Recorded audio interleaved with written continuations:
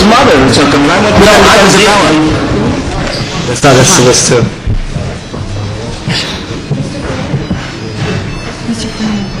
Mr. Farina. We hired a crappy law firm of Bernie Kenny's that had no experience in housing. Name and address for Rebecca, please, Lauren. Thank you, Lauren. Lower the microphone for her. Lower the microphone. Thank you. Lauren Mecka, 2 Greenview Plaza. Council President, members of the council, I come before you this evening not to discuss the hotel tower, but to discuss our city's pooper-scooper laws. As I'm sure you all know, Hoboken's pooper-scooper laws have been in effect since 1983. Enforcing these laws, however, remains nothing more than an elusive dream. In the March 28th issue of the Hoboken Reporter, Peter Cunningham, president of the Hoboken Dog Association, and Mayor Roberts both outlined their opinions on how to resolve this issue. They both suggested stricter and more vigilant enforcement as a way to accomplish cleaner sidewalks, parks, and dog runs. I feel, and I strongly emphasize, that I intend no disrespect when I say that their suggestions, in my opinion, fall short of effectiveness. Unless the city and private citizens alike are willing to patrol our streets block by block, 24/7, these means will continue to allow violators to escape undetected. I'm a 6th grade student at the Hudson School, and this year, for the annual signage fair, scheduled to take place on April 18th, I decided to explore the possibility of employing a fail-safe scientific application as a method of resolving this persistently violated quality of life issue, DNA profiling. I'd like to propose that the city consider amending its current pooper-scooper laws to include mandatory DNA samples of all registered dogs. The American Kennel Association is currently utilizing DNA profiling to complete the registration requirements. When the cost of DNA testing becomes increasingly more affordable, a one-time fee ranging between $50 and $60 per dog, paid by the owner as part of the registration process, would start the ball rolling.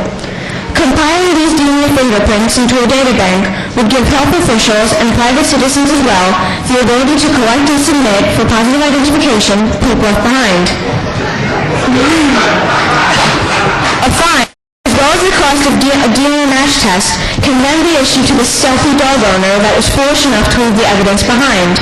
I'm sure that this approach may seem somewhat extreme, but let me assure you that my research proves otherwise. Sometime in the very near future, handheld devices, similar to those used by diabetics to monitor sugar levels, will allow health officials to easily measure DNA from uncollected dog feces. A wireless link will then be able to send the data back to central database, revealing the identity of the irresponsible dog owner. In case you're wondering, allow me to confirm that my research revealed this method of enforcement, which is being considered in Australia, the UK, and several other cities across the US. As far-fetched as it may seem, a public opinion poll I conducted in conjunction with my experiment unveiled that 75% of the residents I polled believed the solution to be effective. 82% did not view this approach as a violation of their civil rights or their rights to privacy. My poll encompassed both dog owners and non-dog owners alike. I realized that the success of my proposal depends on the percentage ratio of registered dogs. In order to stimulate registration compliance, the city should perhaps look into conducting an annual doggy registration day. This event could be sponsored by one or more of the major dog food companies, held in the spring, and promoted as a fun-filled day for poochers and owners alike.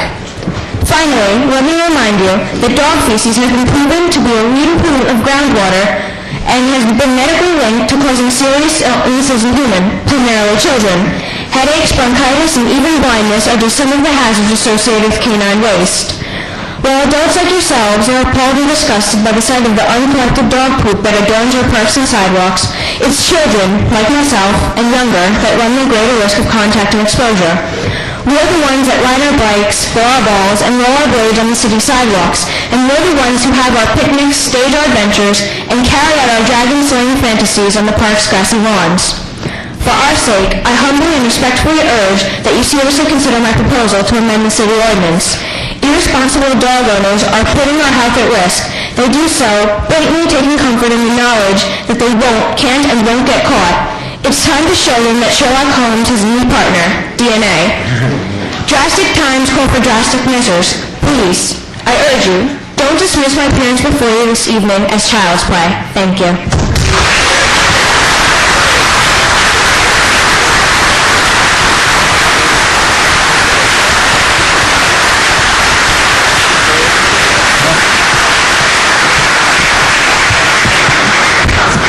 Ron, I'll say you're a lot for that science fair prize.